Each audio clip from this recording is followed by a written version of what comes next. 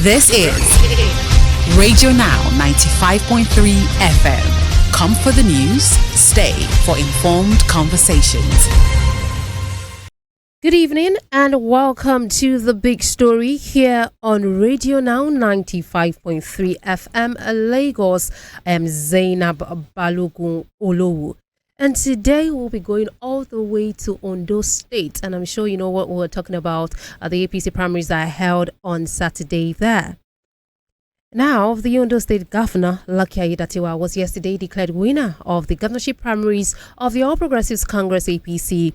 By the declaration, he becomes the party's candidate for the forthcoming 16th November governorship election in the state.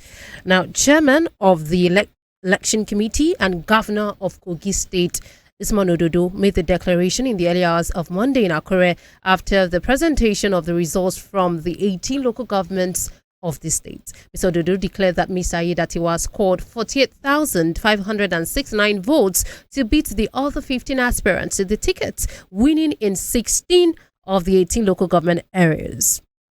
And now, this was despite controversies that the election was marred by violence. Elections had to be repeated in Okitikpukwa local government area, while no result was presented by a federal local government area due to violent disruptions. Now, some of the aspirants had earlier rejected the results, saying the election must be cancelled and repeated. Some of those aspirants include Olushola Oke, Wale Akinteriwa, Olugbenga Edema, Dayo Fajile, and Jimmy Odimayo. Folakemi Omogoroye, a female aspirant as well in that election, also said there was no election anywhere, decrying what she described as a complete rape of democracy.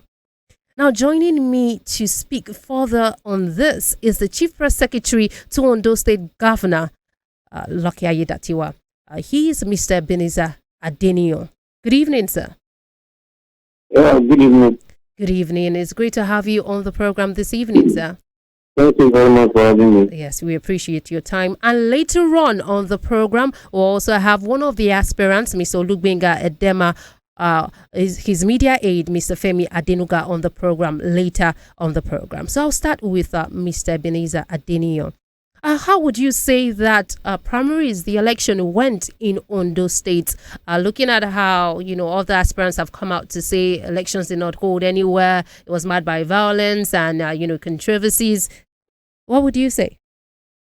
Oh, thank you very much. It is normal.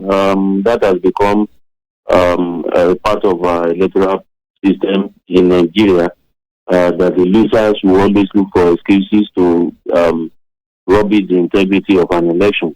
Having said that, I think if you hold a governorship primary in 203 wards of 18 local government areas, there will always be pockets of issues here and there. But like the chairman of the electoral committee, Governor Ododo, said, the minor issues recorded did not have major impact on the outcome of the election itself. So we had a whole local government out of the 18. The election of the federal local government cancelled due to the inability of the electoral officers to access the venues of the election because of protests by some people. And a particular ward in Ilaje local government, which is the local government of Mr. Governor, Ward 3, was also cancelled because the commissioner from that area was denied access to the venue, and it was allegedly kept in a room, kidnapped, quote and unquote, so that he won't get access to the venue. Other than those two areas, the election was largely peaceful across the remaining 16 local government areas of the state. And like the chairman of the electoral committee said, this was in substantial compliance with the electoral law and with the rules set by the committee. And at the end of the election, a winner emerged in person of Governor Lucky Orimisan Ayedatiwa, who had 48,000 votes plus, with the second person having about 15,000 plus. All right. So at the end of the day, we can say that this was a peaceful, free and fair election. Mr. Adenio, the other aspirants will beg to differ. We've seen 5 of them who have said that, these elections did not hold anywhere. In fact, they said a day before that day, they were asked to come 7 o'clock in the morning to get election materials, that only for them to get there. Mr. Usman Ododo, the governor of Kogi State, said that election materials have been distributed, and since that time they asked that the election is cancelled. In fact, they said it did not hold in the first place. So do you think that an announcement should still have been made despite all of these reactions from these aspirants, and also like you said, some of these violence that are held in some local governments, like Ifedore local government and the Ilaje one you talked about? Okay, so thank you very much. I'll take that in 2 parts. Okay. First, the one of the aspirants, Honorable Benga Dema, who you said you will be featuring in the second part of this interview via his spokesperson, was one of the aspirants that went to the venue where the electoral materials were distributed. That in itself is strange, because there is nowhere in the world where an aspirant goes to collect or to monitor the distribution of election materials. Each aspirant will normally have an agent or a collation officer or a DG that will represent the aspirant at the venue where election materials will be distributed. He said that is because after he waited. He said at 10 o'clock. I think if when they got to the venue around that time, the committee told them that the materials had already been distributed. The time fees for the distribution was 7 a.m. They got there around 10 a.m. because they said they had reports from some areas that the materials had not arrived. If for instance, if you leave Akure, the state capital where the materials were distributed, and you are heading to Igbokoda, for instance, it will take you 2 hours to get there. And if you have to go to areas where you have to cross the waters, it will take you additional 30 minutes or so. So it will take you like 2.5 hours or 3 hours to get to the venue of an election in Ugola, for instance. And for you to go from Akure to Ishuakoko, for instance, it will take you about 2 hours. But so from interviews, some people I spoke to, they said they were there at 7. In fact, they said it was the governor, Usman Ododo, that came late at 9. Only for him to say, okay, do not believe what they are telling you. You just need to do your own investigation. The election was conducted free and fair here. There were more than 50 media organizations present in Akure to monitor that election. Almost all the major television stations in Nigeria, from TVC to Channels to AIT to News Central to everybody, was on ground. All the newspapers, national newspapers, well, because these were people I spoke to as well, and I also spoke to some of these aspirants before the program. What I'm saying in essence is that do not take their word for it. If you are speaking with aspirants that are not election. Okay. Let me tell you something. All those aspirants, Edema was contesting election, right? As an aspirant. Edema is from Ilaje local government area. Ilaje local government area is 2 hours away from Akure. What was Edema doing in Akure at 9 a.m. when he was supposed to be in Ilaje to go vote and be voted for? Majority of these aspirants did not even go to their respective local governments to go vote or be voted for. Some of these aspirants were not even in Ondo State during the primary election. But we had one or two of them who were in Abuja and were addressing press or talking to people online from Abuja. A lot of them, the woman you mentioned, one of the aspirants, I didn't see her anywhere in her own ward where she was supposed to vote or be voted for. But these three people I'm talking about were, their agents were there, and that's why I'm just trying to clarify as well. Like, even from Mr. Osman Ododo, sir, would you say was Mr. Osman Ododo there? As at the time, the reports, we heard, even after speaking with them, said that he came at 9 o'clock. And that's when he came and said some of these materials have been distributed even before he came. After saying that they should get there, they said the secretary at the stakeholders meeting said they should get there at 7 in the morning, which they were present, and that they were waiting for Mr. Osman Ododo. He wasn't around until that 9. Thank you very much. It was not the job of Usman Ododo to distribute electoral material. Right. Usman Ododo, the governor, was the chairman of the electoral committee with the distinguished Senator Obi Omagege as the secretary.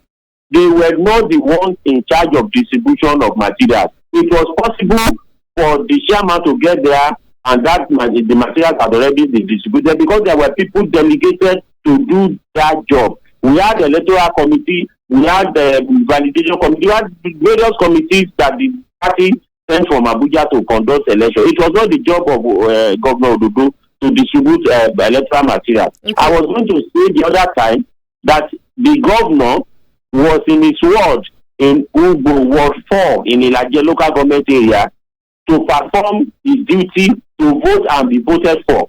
If he could leave Akure as early at 6 a.m.